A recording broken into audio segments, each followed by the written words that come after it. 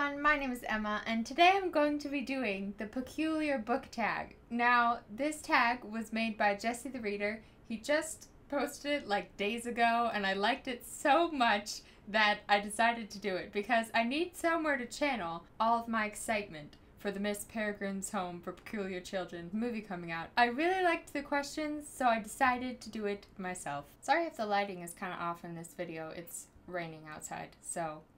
Abandoned House, a book that you once abandoned but then gave another chance and ended up enjoying it. For me, this one is An Ember in the Ashes by Saba Tahir. The first time I picked this up, I read the first 2 chapters maybe, and I just wasn't pulled in. I was kind of confused. I don't know, it didn't draw me in right away, so I put it down and read some other books, and then came back to it and read it again and loved it that time. And the second time I read it, it pulled me in so quickly and I couldn't stop reading it, so I don't know what happened the first time. Vintage Photographs, a book that you would have loved to see illustrations in. The Giver by Lois Lowry. I'm not really sure why I feel like it should have illustrations in. Maybe because the movie was so visually interesting that I feel like there are so many possibilities with this story because the people in this story don't see color, and then there's our main character, he starts to see color, and I feel like this book has so many opportunities for really interesting illustrations, and I would love to see somebody do something cool and creative with this book. It's just asking for it. Loop, a series that you wouldn't mind reading on loop,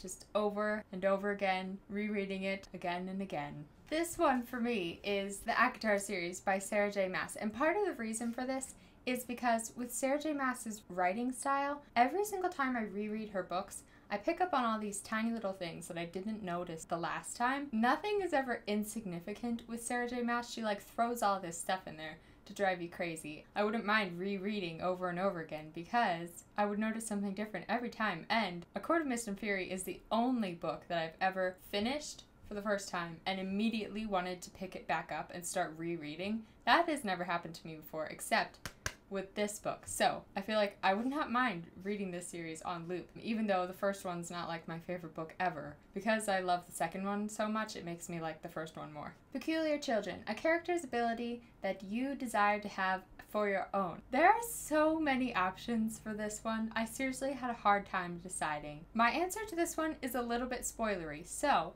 if you have not finished both of these books, you might not want to listen to my answer. I don't know. I don't know if it's really a spoiler, but just in case it is, I'm gonna warn you. I would want to have Feyre's abilities in this book because she can do everything. She can shapeshift and she can winnow and control water. Probably do a whole bunch of other crap that we haven't even seen yet. That's cheating because she can do everything, but I would want to have her powers. I can't really pick anybody else. I would really like to shapeshift, which is why I picked Feyre, because she can shapeshift and then she can also do a whole bunch of other really cool stuff. Miss Peregrine, your favorite character who is a leader. For this question, I'm gonna have to steal Jessethereader's answer because I'm currently reading Crooked Kingdom while I'm filming this video, and Kaz is just the ultimate leader. He is a genius. The plans that this kid hatches is ridiculous, and he's so young too. I don't even understand it. And he does 3 plans at one time, tells everybody only like half of the plan because he knows what they can handle. He's not an annoying leader where you get frustrated because he's not telling them everything. I just think he's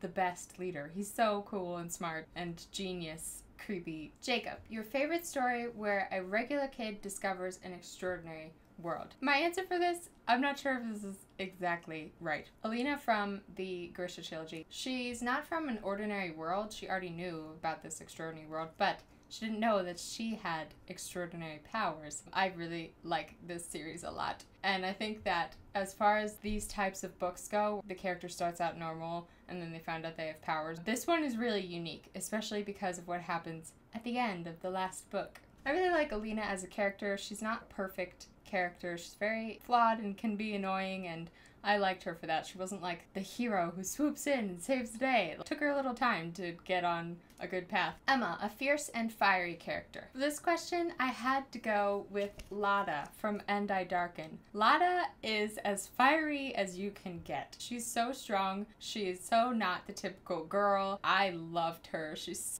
vicious and not nice. She's so not nice. And I thought she was a great character. So, Lada is definitely that fierce and fiery character. Millard, a book that seems to be invisible but needs to be read by more people. This was an obvious choice for me. Stargirl by Jerry Spinelli. I never hear people talking about this book and the sequel Love Stargirl. Both these books are some of my favorites, especially Love Stargirl. That one I liked even more than the first one. They're just so underrated. I never hear people talking about them, and they hold a very, very special place in my heart. If you've not read Stargirl by Jerry Spinelli, I would very highly recommend it. I think it's something that anyone should be able to enjoy. It's really well written and interesting and fun, and I wish that more people would read these books. Olive, a book you bought that floated to the top of your TBR. Lady Midnight by Cassandra Clare. Now, I didn't read this when it came out because I hadn't finished the Mortal Instruments yet, or the Welcome to the Shadowhunter Academy novellas, which I really wanted to read before I read this one. But when this book came in the mail, I stalked the mailman until it got delivered, and as soon as I got it, I started reading it. I think I even walked to the mailbox and started reading it while I walked back. So this one definitely floated right to the top of my TBR because I couldn't stand to wait to read it. And it was fabulous. Hugh, a book that stinged and caused a lot of feelings. I tried to come up with a more interesting answer to this question than my immediate thought, but this one was the truest and most honest answer. So, Empire of Storms by Sarah J. Maas. This one's the freshest on my mind. The pain is still very real. I had to pick this one. If you've read it, you understand, you know what I'm talking about. No need to say any more. Enoch, without spoiling the book, a character that you would bring back to life.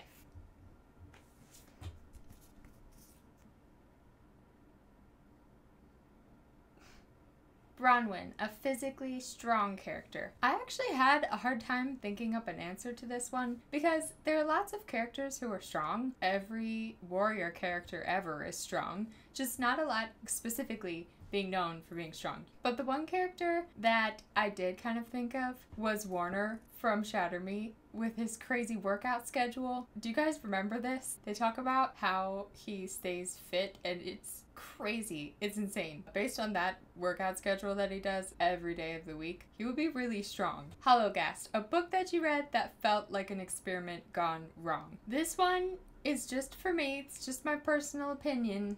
Daughter of Smoke and Bone by Laini Taylor. I'm sorry if you love these books. This is just my personal opinion. I've only read the first book. I really did not enjoy it. I thought that the world building was spectacular, really interesting. But as far as plot and characters and especially the romance, it just really did not click for me. I didn't enjoy it. I know that a lot of people love these books. I know that these books are some people's favorites, but for some reason, it just, I don't know, especially the romance, I thought it was kind of ridiculous. I almost gave up halfway through, and I hate not finishing books. Like, I never don't finish a book if I can help it. And I just felt like something had gone wrong in the writing, or maybe something had gone wrong in my reading of it because I didn't get it at all.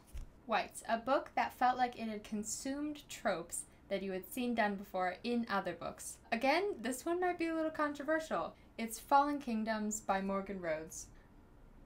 Reading this book, I felt like it was so cliche. I didn't finish it. I'm sorry. Again, everybody loves this series, and I really don't understand why. I feel like maybe I should give it another try. Everything felt so cliche. I was laughing. Everything was so predictable and unrealistic. Maybe I'll have to give this one another try and then it won't be a white. If you think I should, let me know. I don't understand why I didn't like it so much.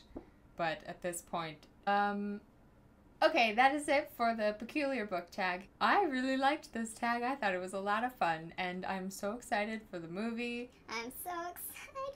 If you enjoyed this video, please subscribe. If any of you have done this tag, comment down below and let me know, because I haven't seen anybody doing this yet. I mean, it was just created, so I would like to watch other people do this tag. So if you do this tag, comment down below, and I will go watch a video. I'm Miss Emma Reads a Lot on Instagram and Tumblr and Goodreads. If you want to check out my social media, I will put all the links down below. That's it for today, and I will see you guys soon with another video.